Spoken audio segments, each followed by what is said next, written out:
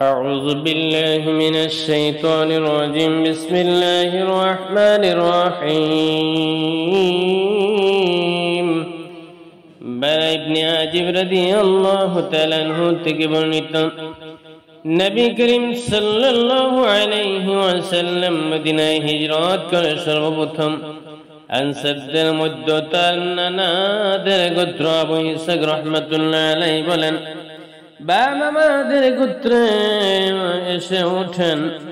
তিনি 16 থেকে 17 মাস বাইতুল মাকদিসের দিকে ফিরে সালাত আদায় করেন, কিন্তু তার পছন্দ ছিল তার কিবলা বাইতুল্লাহর দিকে হোক, আর তিনি বাইতুল্লাহর দিকে প্রথম যে সালাত আদায় করেন তা ছিল আসরের সালাত, এবং তার সঙ্গে একদল লোক সে সালাত আদায় করেন।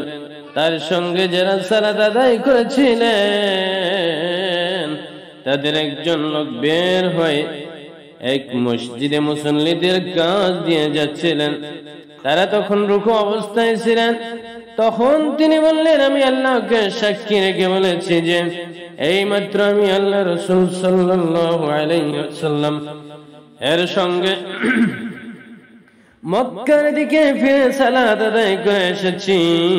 তখন তারা যে অবস্থায় ছিলেন সে অবস্থাতেই মক্কায় বাইতুল্লাহর দিকে ঘুরে গেলেন। রাসূলুল্লাহ সাল্লাল্লাহু আলাইহি ওয়াসাল্লাম যখন বাইতুল মাকদিসের দিকে সালাত আদায় করতেন তখন তিনি ইহুদিদের ও আহলে কিতাবদের নিকট এটা খুব ভালো লাগতো, কিন্তু তিনি যখন বাইতুল্লাহর দিকে তার মুখ ফিরালেন তখন তারা এটা খুব পছন্দ করলো।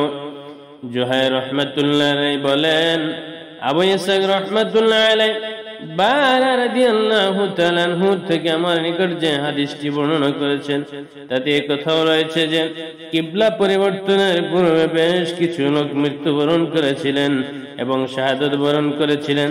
তাদের ব্যাপারে আমরা কি বলবো সেটা আমাদের জানা ছিল না। তখন আল্লাহ তাআলা অবতীর্ণ করেন, ওমা কানাল্লাহু লিইউদিআ ঈমানাকুম, আল্লাহ তাআলা তোমাদের সালাতকে বিনষ্ট করবেন না।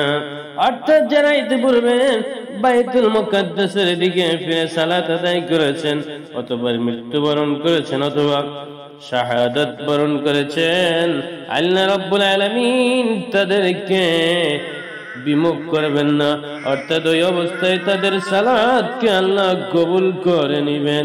আর এখন যেহেতু কাবা শরীফের দিকে কিবলা হয়েছে, কাবা শরীফকে সম্মান করে কাবার দিকে ফিরে নামাজ আদায় করতে হবে। তাই এখন কাবার দিকে যারা ফিরে সালাত আদায় করবেন আল্লাহ রাব্বুল আলামিন তাদের সালাত গ্রহণ করে নিবেন।